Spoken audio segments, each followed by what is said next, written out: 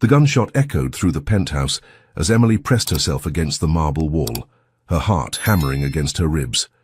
Outside, Denver's Christmas lights twinkled mockingly through floor-to-ceiling windows, while chaos erupted in the hallway beyond. "Stay down," Nikolai's voice cut through the darkness, cold and commanding. She could see him moving like a shadow, gun drawn. Every muscle coiled for violence. This was not the man who had rescued her from the snowy road 3 days ago. This was someone else entirely, someone terrifying. Another shot. Glass shattered somewhere in the distance. Emily's hands trembled as she clutched the phone he'd given her, the emergency number glowing on the screen. How had her life spiraled from a broken-down car on Christmas Eve to hiding from bullets in a Russian mafia boss's penthouse? The answer came flooding back, because her car hadn't broken down by accident, because she'd witnessed something at the hospital that made her a target. Because the man who'd appeared through the snow like some dark angel wasn't her savior. He was the most dangerous person in Colorado. And somehow, impossibly, she was falling for him. "Emily." His voice was closer now, urgent. "We need to move. Now." She looked up into those ice-blue eyes that had haunted her dreams, knowing that whatever happened next would change everything forever. Welcome to Passion and Power. Tonight we're diving into a Christmas story that will melt your heart and freeze your blood. Comment below what city you're watching from and hit that subscribe button. We've got an incredible journey ahead, and I promise you won't want to miss a single twist in Emily and Nikolai's dangerous romance. The snow fell in thick, relentless sheets across the isolated Colorado highway, turning the world into a white void. Emily Carter's Honda Civic coughed once, twice, then died with a mechanical wheeze that echoed her own exhausted sigh. "Perfect," she muttered, pulling over to the shoulder. Absolutely perfect. Christmas Eve, and she was stranded on State Route 285, 30 miles from Denver. The dashboard lights flickered once before going dark, leaving her in the eerie glow of her hazard lights blinking against the storm. Emily rested her forehead against the steering wheel for exactly 3 seconds, all she allowed herself for self-pity these days. At 28, she'd learned that life didn't care about your plans, your exhaustion, or the fact that you'd just pulled a 16-hour shift at Denver General Hospital because someone needed to cover the holiday emergency room. The wind howled outside, rocking her small car. She pulled her thin coat tighter and stepped out into the bitter cold. The hood release felt frozen under her fingers, but she managed to pop it open. White smoke billowed up immediately, dissipating into the swirling snow. "Great," she whispered, her breath forming clouds in the frigid air. She pulled out her phone, hoping for a miracle. No signal. Of course. The highway stretched endlessly in both directions, flanked by towering pine trees heavy with snow. No other cars, no houses, no lights except the pale glow of her hazards cutting through the darkness. Fear began to creep in, cold and insistent. The temperature was dropping fast, and her coat was designed for hospital corridors, not Colorado blizzards. That's when she saw the headlights. 2 beams cut through the snow like searchlights, approaching from the direction of Denver. Emily felt a mixture of relief and apprehension. Help was coming, but out here, in the middle of nowhere, help could be dangerous. The vehicle slowed, a sleek black sedan that looked expensive even through the snow. It pulled up behind her car with the quiet purr of a well-tuned engine. The driver's door opened. The man who emerged made Emily take an involuntary step backward. He was tall, probably 6'3", with the kind of presence that commanded attention, even in a blizzard. Dark hair, sharp cheekbones and pale eyes that seemed to see everything. His black wool coat was perfectly tailored, not a snowflake daring to settle on the expensive fabric. He moved with the fluid confidence of someone accustomed to being the most dangerous person in any room. "Problems," he said, his voice carrying a slight accent she couldn't place. It wasn't a question. Emily found her voice, though it came out smaller than she intended. "My car broke down. I was trying to call for help, but there's no signal." He glanced at her phone, then at the smoking engine, then back at her face with an intensity that made her skin prickle. "Out here, help doesn't come. Not tonight." The way he said it sent a chill down her spine that had nothing to do with the cold. There was something in his tone, knowledge, certainty, as if he understood things about this stretch of road that she didn't. "I'll wait for the storm to pass," she said, though even as the words left her mouth, she knew how foolish they sounded. The snow was getting heavier, not lighter. He studied her for a long moment, those pale eyes taking in her hospital scrubs, visible beneath her inadequate coat, her tired face the way she was already shivering, despite trying to hide it. "You'll freeze," he stated simply. Then he walked to his car and opened the passenger door. Warm air and soft light spilled out into the night. "Get in." Emily hesitated. Everything about this man screamed danger. The expensive clothes, the predatory grace, the way he spoke as if he was used to being obeyed without question. But the alternative was staying out here in a storm that was rapidly becoming deadly. "I don't even know your name," she said. "Nikolai," he replied, not offering a last name. "And you're Emily Carter, 28, nurse at Denver General. You live alone in a studio apartment on Colfax Avenue. Can't you work too many shifts because you're paying off student loans?" Emily's blood turned to ice water. "How do you— Get in the car, Emily." This time it wasn't a request. The authority in his voice was absolute, and suddenly she understood that her choice wasn't between accepting help from a stranger or waiting for rescue. Her choice was between getting in his car willingly or finding out what happened if she refused. She got in. The interior was warm and luxurious. Leather seats, soft lighting, classical music playing quietly from hidden speakers. It smelled like expensive cologne and something else, something darker that she couldn't identify. Nikolai slid behind the wheel with fluid grace, and Emily noticed details she'd missed in the snow. A white dress shirt with the top 4 buttons undone, revealing a glimpse of muscled chest and what looked like the edge of a tattoo on his neck. A platinum watch caught the dashboard light as he shifted into drive. "Where are you taking me?" she asked as they pulled away from her abandoned car. "Somewhere safe." That's not an answer. He glanced at her, and for a moment something almost like amusement flickered in those cold eyes. "No, it's not." They drove in silence through the storm, the sedan handling the treacherous roads with ease. Emily watched the landscape blur past, endless snow, dark trees, the occasional distant light that disappeared as quickly as it appeared. 20 minutes later, the lights of Denver began to glow through the snow, but instead of heading toward the city center, Nikolai took an exit that led to the most expensive part of town, an area where Emily had never even driven through, let alone visited. "This isn't the way to a hospital," she said, her voice tight with growing alarm. "No," he agreed, "it's not." The building they pulled up to was all glass and steel, reaching toward the sky like a monument to wealth and power. A valet appeared immediately, taking the keys with a deferential nod. Emily noticed the man's eyes never quite met Nikolai's directly. "Mr. Volkov," the valet said, "welcome back." Volkov. The name meant nothing to Emily, but the way the valet said it, with a mixture of respect and fear, told her everything she needed to know about the man who had rescued her from the storm. The elevator ride to the top floor was silent, except for the soft hum of machinery.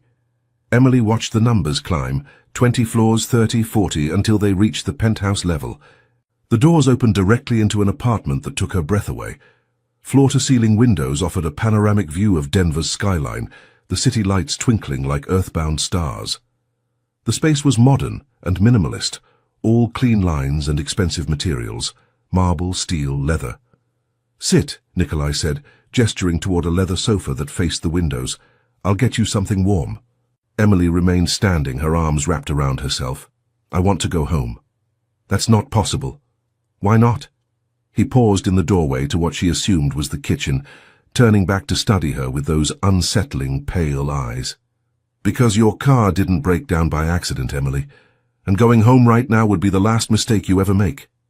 Emily spent the night on the leather sofa, wrapped in a cashmere throw that probably cost more than her monthly rent. Sleep came in fragments, interrupted by the sound of Nikolai moving through the penthouse, quiet footsteps, the murmur of phone conversations in what sounded like Russian. When morning light filtered through the massive windows, she found him in the kitchen, fully dressed in a charcoal suit that fit him like it had been crafted by angels. He was drinking coffee from a delicate porcelain cup, reading something on his phone with the focused attention of a man accustomed to life-or-death decisions. "Good morning," he said without looking up. "There's coffee, and food if you're hungry." Emily's stomach growled traitorously, reminding her that she hadn't eaten since yesterday afternoon. The kitchen was a masterpiece of modern design, marble countertops, professional-grade appliances, everything spotless and perfectly arranged. "I need to go home," she said, ignoring the food despite her hunger. "I have to work today." "No, you don't." Nikolai finally looked up, those pale eyes studying her with unsettling intensity. "I called the hospital, told them you had a family emergency and would be taking time off. You had no right. I had every right." He set down his cup with deliberate precision. "3 people died last night, Emily, all of them connected to Viktor Kozlov. All of them tortured before they were killed, presumably for information they didn't have." The pastry Emily had been reaching for suddenly looked nauseating. "What does that have to do with me?" "Everything." Nikolai stood, moving around the kitchen island with that predatory grace she was beginning to recognize. "Someone is looking for what Viktor stole. They're eliminating anyone who might know where it is. You're next on their list." "But I don't know anything." "They don't know that." He was close enough now that she could smell his cologne, something expensive and masculine that made her pulse quicken despite her fear. "And they won't stop to ask nicely." Emily backed against the counter, her hands gripping the marble edge. "So what am I supposed to do, hide here forever?" "You're supposed to remember what Viktor told you." "I already said—" "You're lying." His voice was soft, almost gentle, but there was steel underneath. "And while I appreciate your loyalty to a dead man's secrets, that loyalty is going to get you killed." She stared up at him, taking in the sharp angles of his face. The way his white dress shirt revealed just enough of his chest to be distracting. The elegant tattoo that disappeared beneath his collar. Everything about him screamed danger, but there was something else.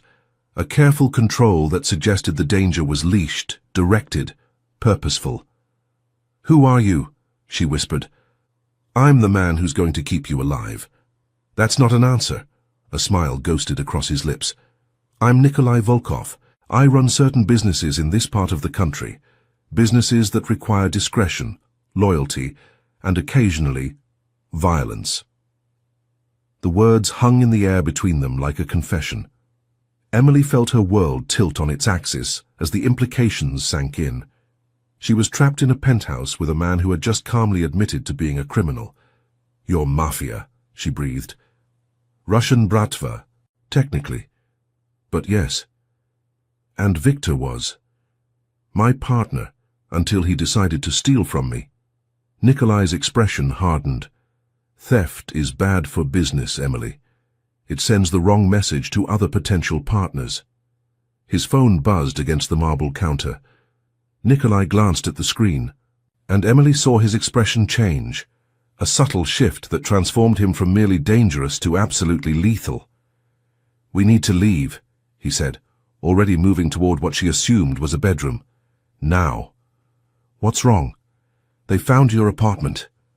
Emily's blood turned to ice. "What do you mean they found my apartment?" Nikolai emerged from the bedroom, carrying a leather jacket and what looked like a gun in a shoulder holster. The casual way he strapped on the weapon made Emily's knees weak. "I mean, they're there right now, tearing it apart, looking for anything Viktor might have given you." He handed her the jacket. "Put this on. We're leaving." The elevator ride down felt endless. Nikolai stood beside her, radiating tension like heat, his hand resting casually near his concealed weapon. When the doors opened in the parking garage, a black SUV was waiting, engine running. The driver was a mountain of a man with Slavic features and hands that looked like they could crush skulls. He nodded respectfully to Nikolai but said nothing as they climbed into the back seat. "Marcus," Nikolai said by way of introduction. "He doesn't talk much, but he's very good at his job." Which is, keeping people alive. They drove through Denver's morning traffic in silence, taking a route that seemed deliberately circuitous. Emily watched the city pass by, normal people going to normal jobs, living normal lives that didn't involve Russian mobsters and death threats. 20 minutes later, they pulled up to a building she recognized. Denver General Hospital. "Why are we here?" Emily asked, but Nikolai was already getting out of the SUV. "Because you need to remember what Victor told you," he said, extending his hand to help her out. "And sometimes memory needs the right trigger." The hospital smelled like disinfectant and desperation, exactly as Emily remembered. She'd worked here for 3 years, pulling long shifts in the emergency room, saving lives and watching others slip away despite her best efforts. They took the elevator to the 4th floor, to the emergency department where Emily had spent most of her adult life. The charge nurse, Sarah, looked up from her station with surprise. "Emily, I thought you were taking time off for a family emergency." "I am," Emily said, acutely aware of Nikolai's presence beside her. "I just needed to pick up something from my locker." Emily led him through the department to the staff locker room, her hands shaking as she worked the combination.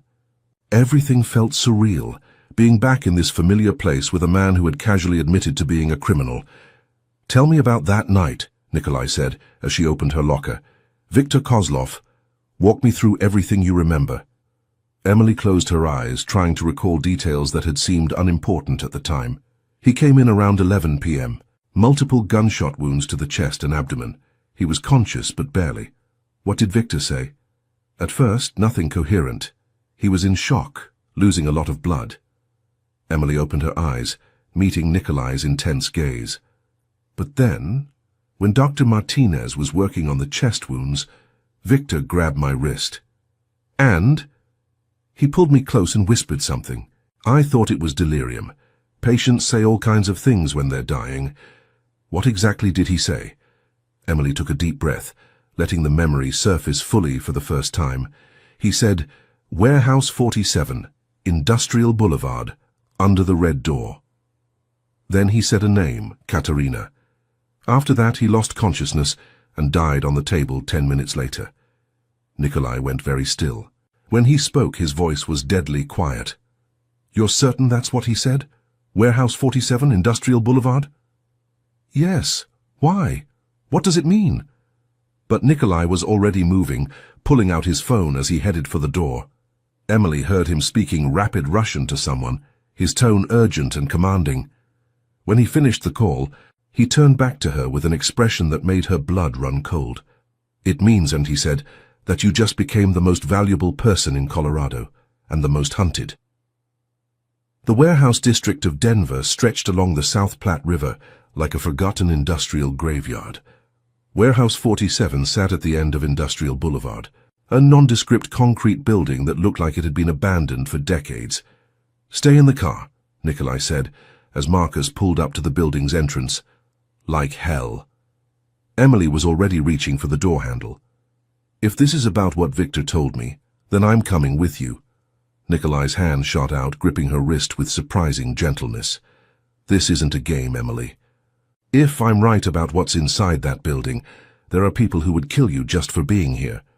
People are already trying to kill me," she pointed out. "At least this way, I'll know why." For a moment, they stared at each other in the back seat of the SUV. Emily could see the conflict in Nikolai's pale eyes, the desire to protect her warring with the recognition that she had a right to know what she'd stumbled into. "Fine," he said finally, "but you stay behind me. You do exactly what I say, and if I tell you to run, you run, understood?"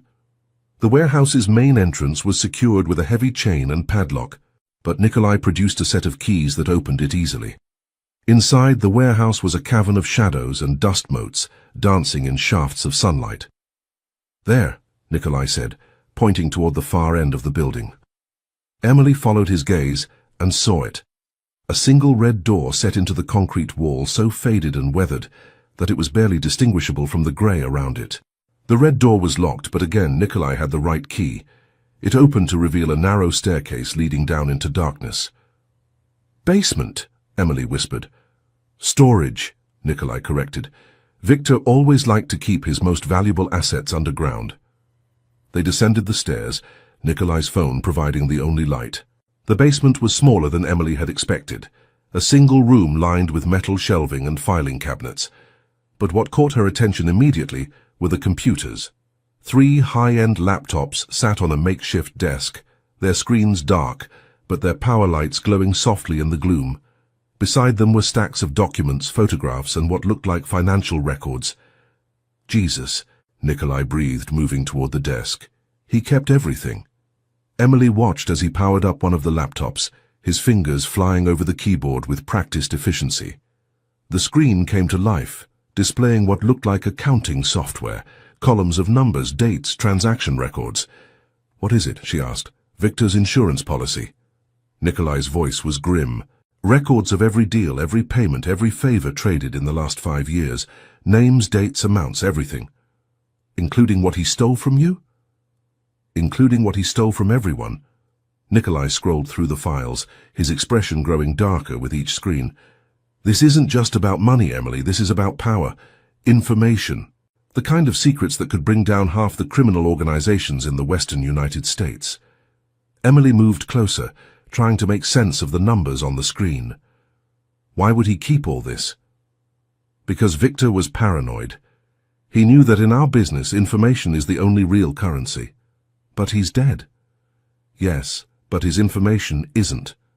Nikolai turned to look at her, and Emily saw something in his eyes that made her pulse quicken. "Do you understand what this means, Emily? You didn't just overhear an address. You overheard the location of the most dangerous secret in the American criminal underworld." The implications hit her like a physical blow. "That's why people are trying to kill me. That's why everyone is trying to kill you." The sound of footsteps on the stairs above cut him off. Nikolai's hand went to his weapon in one fluid motion, his body shifting to place himself between Emily and the staircase. "How many keys did Victor have?" Emily whispered. "Too many," Nikolai replied grimly. The footsteps were getting closer, multiple sets, moving with the careful precision of people who knew how to be quiet when necessary. Emily's heart hammered against her ribs as she realized they were trapped. Nikolai pulled out his phone, typing a quick message before sliding it back into his pocket. Then he drew his gun, checking the chamber with the practiced efficiency of someone who had done this many times before. "When I say run," he whispered, "you go up those stairs and you don't stop until you reach Marcus, understand? What about you? I'll be right behind you." But Emily could see the lie in his eyes. He was planning to stay, to fight, to give her time to escape, even if it meant sacrificing himself. The first figure appeared at the bottom of the stairs. A man in a dark suit with the kind of face that suggested violence was his primary profession. He saw Nikolai immediately and raised his own weapon. "Volkov," the man said in accented English, "you should not have come here." "Victor," Nikolai replied calmly, "I should have known you'd fake your own death." "It's exactly the kind of cowardly thing you'd do." Emily's world tilted. The man who had died on her table, the man whose whispered words had started this nightmare, was standing at the bottom of the stairs, very much alive. "You always were too trusting," Victor said, his gun trained on Nikolai's chest. "Did you really think I would steal from you without an exit strategy?" "You planned this," Emily whispered. "Of course I planned this." Victor's attention shifted to her, and Emily saw madness lurking behind his eyes. "Did you think it was coincidence that your car broke down on that particular stretch of highway? That Nikolai happened to be driving by at exactly the right moment? You sabotaged her car," Nikolai said, his voice deadly quiet. "I sabotaged everything. Her car, her safety, her life, all of it designed to bring you here to this moment, with the one person who could lead us to my insurance policy." Emily felt sick. Everything, her rescue from the storm, Nikolai's protection, even her growing attraction to him, had been orchestrated by a dead man who wasn't dead. "The only thing I didn't plan," Victor continued, "was how attached you'd become to her. That's going to make this more difficult than it needs to be." "You're not touching her," Nikolai said. "I'm not planning to touch her. I'm planning to kill her, right after she watches me kill you." The gunshot was deafeningly loud in the confined space, but it wasn't Victor who fired. Emily screamed as Nikolai dove sideways, his own weapon blazing. Victor stumbled backward, clutching his shoulder, his gun clattering across the concrete floor. "Run!" Nikolai shouted, but Emily was already moving, not toward the stairs, but toward Victor's fallen weapon.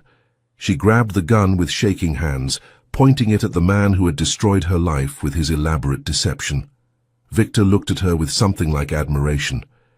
"You have more spine than I expected," he said. "Too bad you won't live to—" The second gunshot came from the staircase. Victor's eyes widened in surprise before he crumpled to the ground, a spreading pool of blood beneath his head. Emily looked up to see Marcus descending the stairs, his own weapon drawn, his expression as calm as if he'd just swatted a fly. "Boss," he said to Nikolai, "we need to go. Now. More coming." Nikolai was already moving, grabbing the laptops and as many documents as he could carry. "Emily, help me with these files." But Emily couldn't move. She stood frozen, staring at Victor's body, the gun still clutched in her trembling hands. "Emily." Nikolai's voice was gentle but urgent. "We have to go." She looked up at him. This man who had rescued her, protected her, been willing to die for her, and realized that despite everything, despite the lies and manipulation and violence, she trusted him completely. "Okay," she whispered, dropping the gun and moving to help him gather the evidence of Victor's crimes. As they climbed the stairs toward an uncertain future, Emily couldn't shake the feeling that the real danger was just beginning. The safe house was a modest ranch home in a quiet suburb of Aurora, the kind of place where neighbors minded their own business and asked no questions. Emily sat at the kitchen table, watching Nikolai work through Victor's files with focused intensity. 3 days had passed since the warehouse, 3 days of hiding, of waiting, of trying to process the fact that her entire life had been upended by a dead man's revenge plot. "They're covering it up," Emily said, watching the local news report on a gas explosion at an industrial warehouse. "Of course they are." Nikolai didn't look up from the laptop screen. "Victor had connections in law enforcement, city government, the mayor's office. Our gang war in the warehouse district would be bad for business." Emily studied his profile in the lamplight, the sharp cheekbones, the way his white dress shirt had wrinkled after 3 days of constant wear, the platinum watch that caught the light when he moved. "What happens when you're done with those files?" she asked. "I destroy them, all of them. Even the ones that could help you find what Victor stole." Nikolai finally looked up, his pale eyes meeting hers across the table. "Especially those." Emily frowned. "I don't understand. Isn't that why we're here? To get back what he took from you?" "What Victor stole from me was money. What he stole from others." Nikolai gestured toward the stacks of documents. Names of informants, details of ongoing investigations, financial records that could destroy legitimate businesses. "This information is too dangerous to exist. So you're just going to give up millions of dollars? I'm going to prevent a war." The simple statement hung in the air between them. Emily realized she was seeing something she hadn't expected. Honor. Twisted, perhaps, by the violent world he inhabited, but honor nonetheless. "You're not what I expected," she said quietly. "What did you expect? A monster." Nikolai's smile was sad and self-aware. "I am a monster, Emily. I've killed people. I've destroyed lives. I've built an empire on violence and fear." He paused, his fingers stilling on the keyboard. "But I've never pretended to be anything else." Emily stood up, moving to the window that overlooked the quiet suburban street. Normal people were coming home from normal jobs, walking dogs, checking mail, living lives that didn't involve Russian mobsters and underground warehouses. "I can't go back to that," she said, more to herself than to him. "To what?" "Normal. My old life. Even if this ends, say even if the people hunting me give up or die or forget, I can't pretend I don't know what I know now." She heard Nikolai's chair scrape against the floor, felt his presence behind her before he spoke. "What do you know now?" Emily turned to face him, acutely aware of how close he was standing, of the way the lamplight caught the edge of his neck tattoo, of the careful way he held himself, as if he was fighting not to touch her. "I know that the world is more dangerous than I thought. I know that good and evil aren't as simple as I believed. I know that sometimes the monster is the one trying to protect you. Emily, I know that I'm falling in love with you." The words hung in the air between them like a confession and a challenge. Nikolai's expression didn't change, but Emily saw something flicker in his eyes, surprise perhaps or fear. "You don't know what you're saying." "Yes, I do.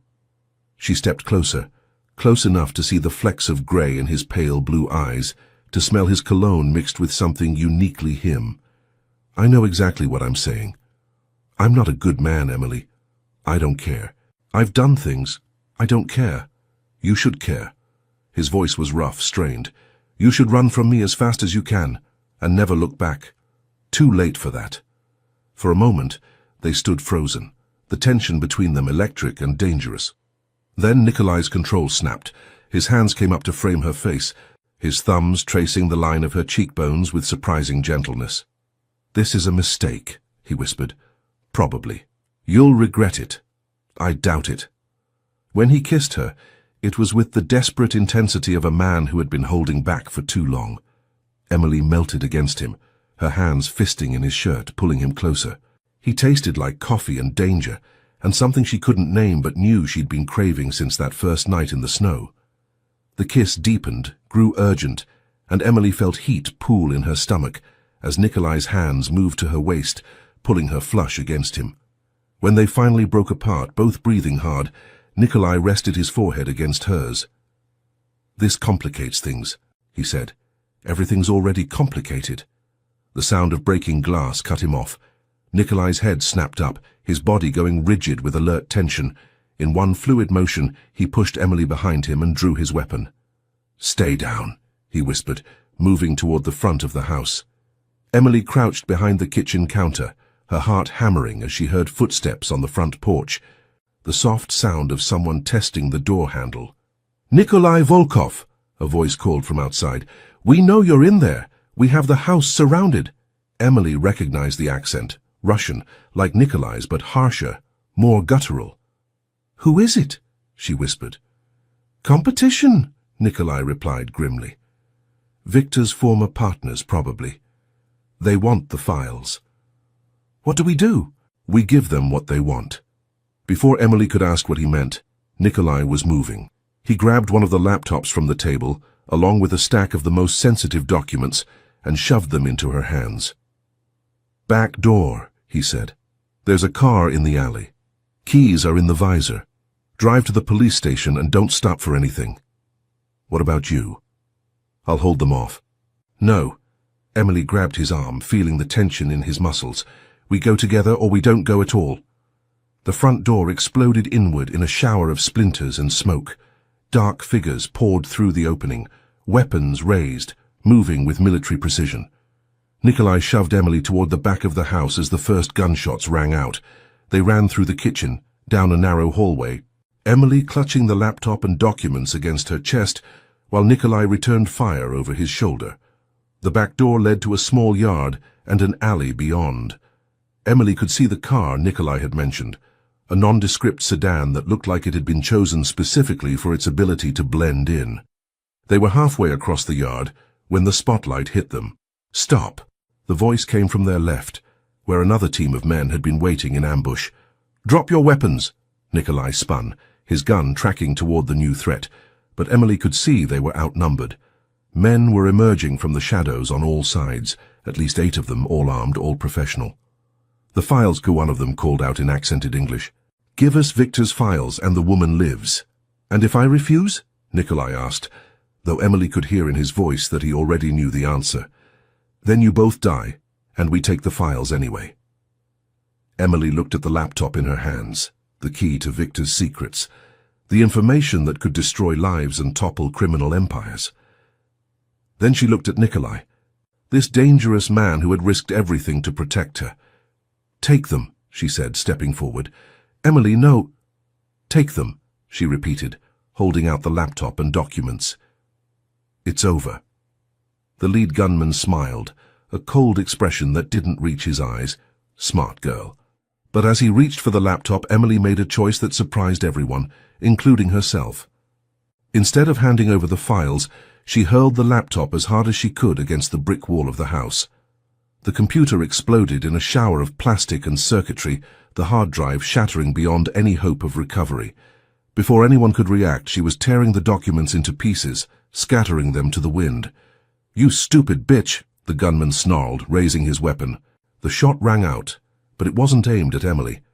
Nikolai had used her distraction to take down 2 of the gunmen, diving and rolling as return fire chewed up the ground where he'd been standing. What followed was chaos.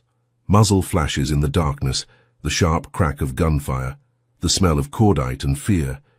Emily found herself pressed against the brick wall, watching Nikolai move like a deadly shadow, taking down enemies with the cold efficiency of a professional killer.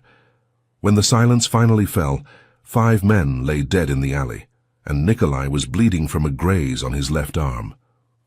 "Are you hurt?" he asked, moving to her side.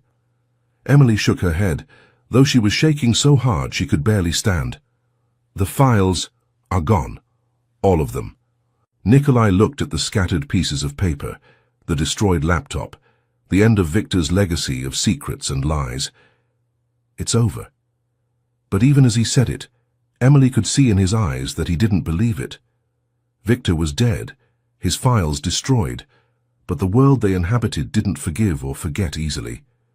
2 weeks later, Emily stood in the kitchen of Nikolai's penthouse, watching the sunrise paint Denver's skyline in shades of gold and pink. The city looked peaceful from 40 floors up, giving no hint of the violence that had erupted in its shadows. The aftermath of the warehouse incident had been swift and brutal. Victor's remaining associates had been eliminated or driven out of Colorado within days.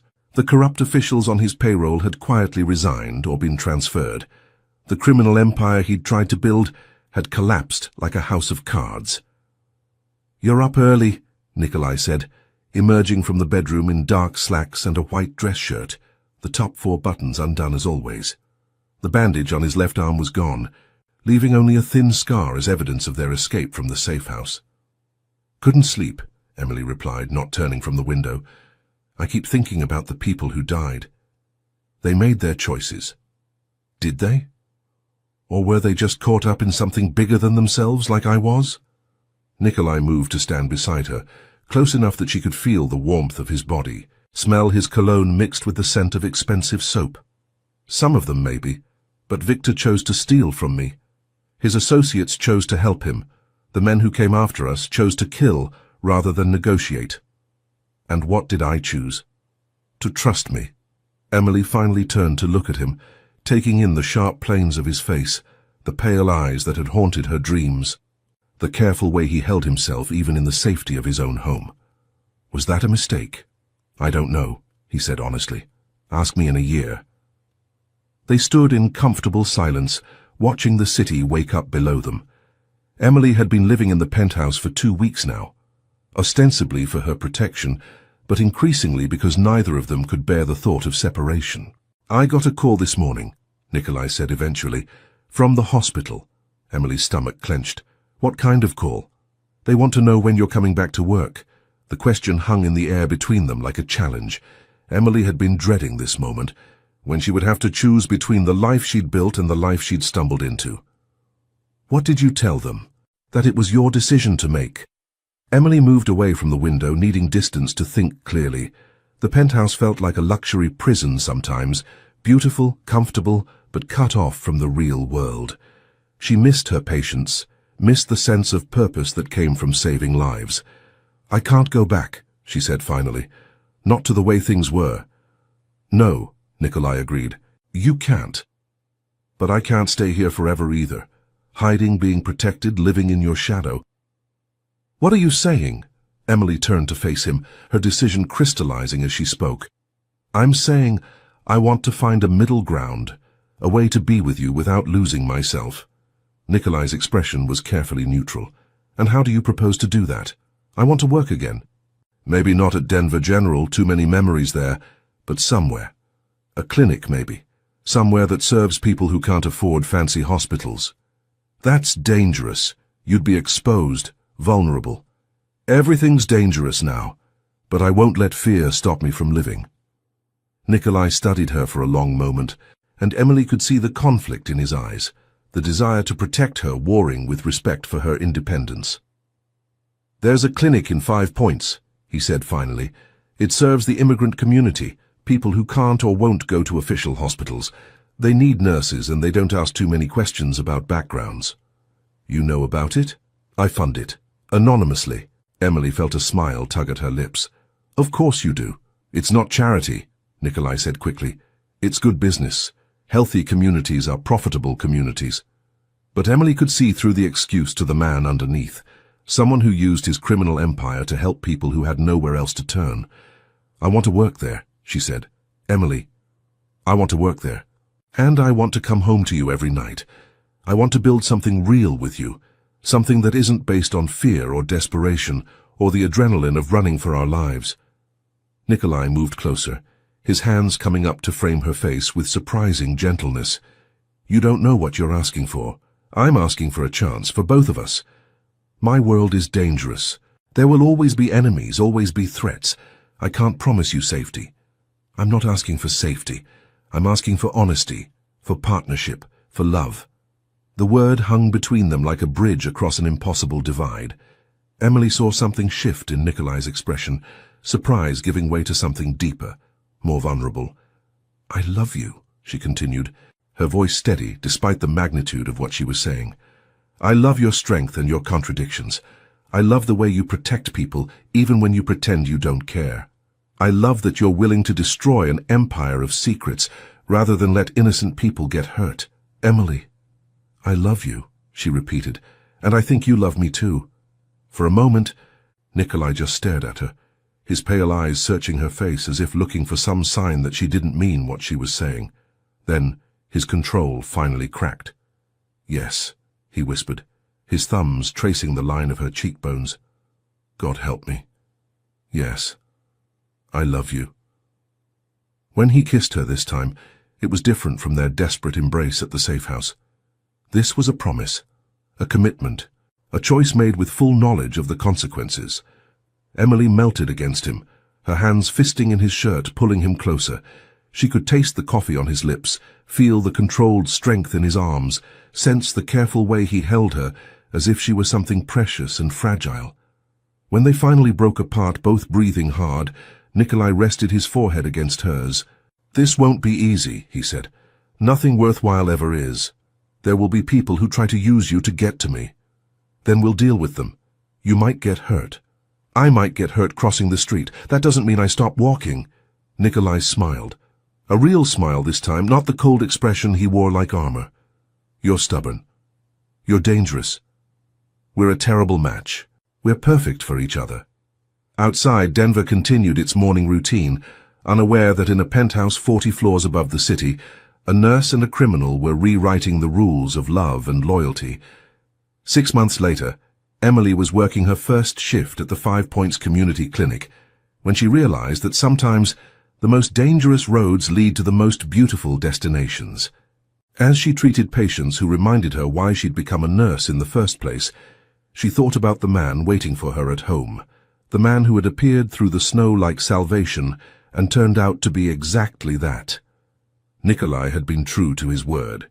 He was transitioning away from the criminal world, using his resources to fund legitimate businesses and community programs. It wasn't easy, and it wasn't complete, but it was real progress toward the life they both wanted.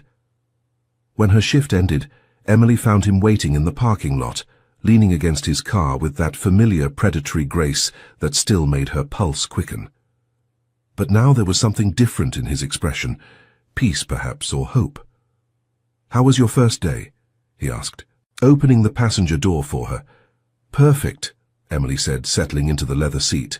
Absolutely perfect. As they drove through the Denver streets toward home, Emily reflected on the journey that had brought them here. It had started with a breakdown on Christmas night, and a dangerous stranger saying, "Get in."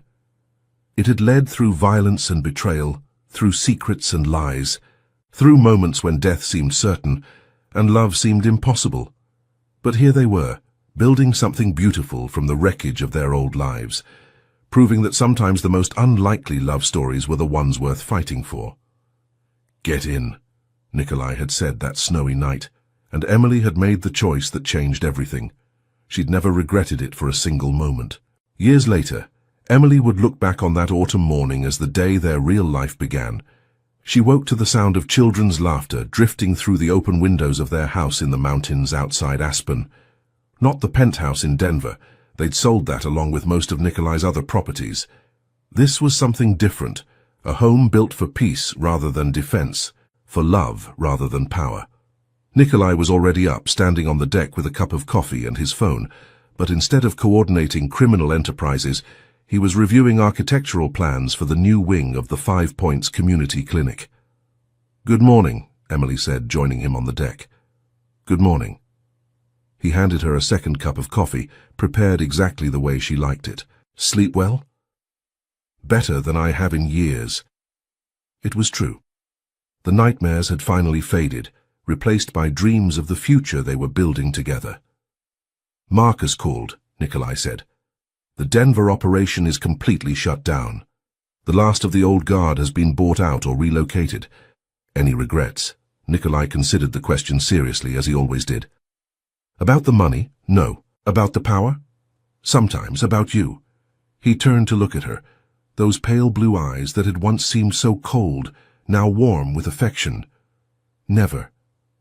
Emily smiled, leaning against his side as they watched the sun rise over the mountains. The man who had rescued her from a snowy highway had turned out to be her salvation in more ways than one. "I love you," she said, the words as natural as breathing now. "I love you too," he replied, his arm tightening around her waist. "Even if you did destroy my criminal empire." "Best decision I ever made." "Second best," Nikolai corrected. "What was the first?"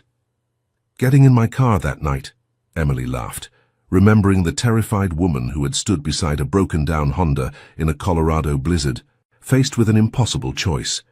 She'd chosen trust over fear, love over safety, and it had led her here, to this man, this life, this perfect morning in the mountains. The past would always be part of them, but it no longer defined them. They had chosen each other, chosen to build something better from the wreckage of their old lives. And as the sun climbed higher over the Colorado peaks, Emily knew that some storms were worth weathering, some risks were worth taking, and some love stories were worth fighting for, even when they began with a breakdown on Christmas night and a dangerous stranger saying, "Get in."